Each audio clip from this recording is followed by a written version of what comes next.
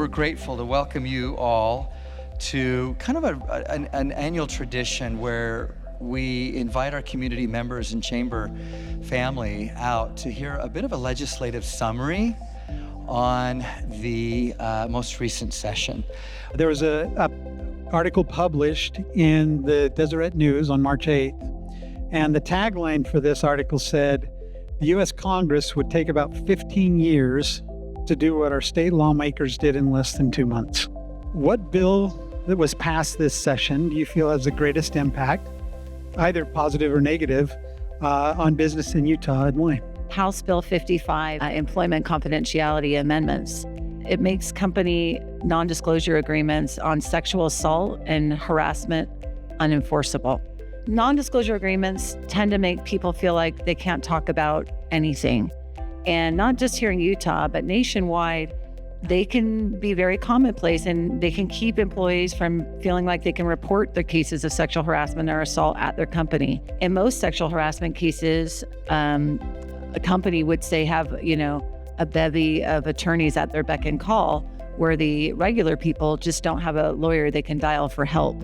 Since many people can't afford legal counsel, the victims end up just settling. What this bill does is it's going to enforce a confidentiality clause, which could result in liability costs. Everyone should feel like they can say something and not have to keep it to themselves, and now they have recourse. So I think it's groundbreaking. We have a really strong caucus in Utah County. I think you should all be aware of that. We meet with the chamber. The chamber comes all the time to the session, and I think that's very helpful. I think the budget had some really important items, and we have multiple budgets, okay? We have budgets for every different agency, and I think those are important. But budgets that I think are important to Utah County deal with infrastructure, transportation, having a balanced budget. I mean, we look at the deficit of the federal government, and it's not sustainable. But here we have a balanced budget. We had surpluses. Many states did not. It is unique that we have such a good partnership in Utah County. Our House and Senate work so well together. And I think our caucus, I don't think it's ever been as good as it is right now. This is one of the great things that we have in Utah County that I don't know if everybody appreciates, but the chair of executive appropriations, who really has the most say in the budget, other than maybe the speaker, is the chair of executive appropriations, who happens to be Val Peterson, who is in Utah County. I served as the vice chair of the budget for 3 years, so I have a little bit of understanding of, you have to obviously look out for the interests of the state. You can't just push for your own things, but having a voice at the table that does have that perspective is immensely valuable. We are very lucky for that. Things that we funded this year, transportation being one of the largest, that we put a lot of resources into that. We know in areas like ours that are growing so fast, water is a huge deal. Water conservation is a huge deal. Having a coordinated effort, Utah Lake, which Senator McKell has been a very good champion of. All of those things you'll see reflected in our budget. And this was kind of a unique situation, but I also think it's going to have a really big impact on Utah County, is the funding for the Huntsman Cancer Building that's going to be here in Utah County. That from an economic development perspective, that is going to have a huge impact on us. But as a personal level, it was interesting. My mother-in-law actually got diagnosed with pancreatic cancer while we were in session, about 3 weeks before the session ended. Everybody's an entrepreneur in Utah County. But you run into all these regulatory burdens.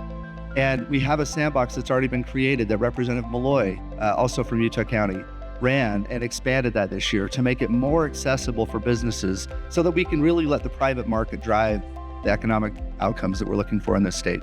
We have way too many boards and commissions. Government's just a little bit too big, and we're really trying hard to change that. But I think Jeff nailed that, but that's also been a big priority for Senator Bramble. And I think when you think of some of the important things that he worked on in this last session or the last few years, I think will really have an impact on business. I think this occupational licensing review, I think is going to be a big win for Senator Bramble long term. I think tax cuts are really important for the state.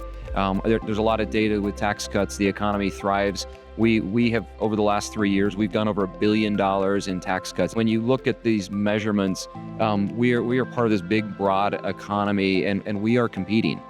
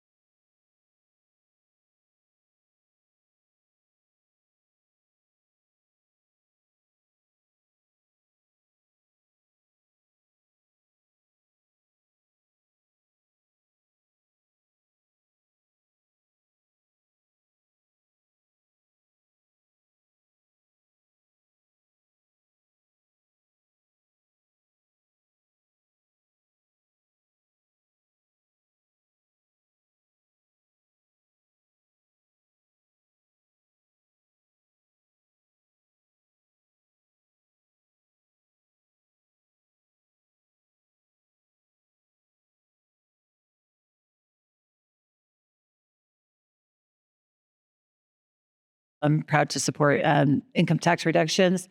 And I'll just say, for those of you who are wanting more, hold on to your seats, because not only have they cut income taxes for the last several years, but I know that there's a plan to continue to further reduce our income tax so that we're continue to be more competitive like our surrounding states.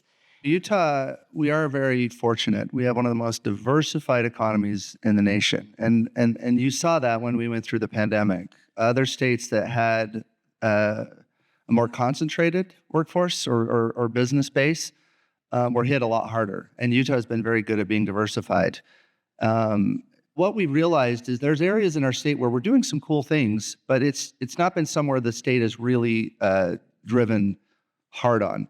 And this session, we did a lot more of that. So for instance, our life science ecosystem in Utah, we're already doing very well. We're actually one of the fastest growing life science ecosystems in the country. Our workforce has grown faster in the last 5 years as a percent than any other state in the country. But it's still a very relatively small part of our state. So this year we actually leaned in. The whole goal is we go out and find what are the demands that our workforce is needing, and whether that be local companies or other companies that might be considering moving to Utah, and saying, what are the gaps? Where is it that we're not meeting those needs? And so we've been really focusing on that. The other one I would say, and this is crazy to hear this, I just mentioned about how tech has done so well, but there are still pockets of our state that are not getting any of the benefit of this incredible tech growth that we've experienced. And part of that's just because they don't have the access on the training side. So we did make a push this year to expand the computer science initiative across the state. We put significant additional dollars in there, trying to help promote more of these rural communities to have that access. And now you can be remote. You could do some amazing things that we couldn't do before. In addition, we've leaned in more aggressively on AI. AI is a big area. I think a lot of us know there's a huge opportunity. And yes, it's part of our tech sector, but it also has, AI is across all industries. And this year we passed a bill that created an AI learning lab to help really lean in on how can we create the best environment, but also an environment where businesses feel safe to come and develop and grow in that space. Because there are obviously some concerns around AI. We put some safeguards around that.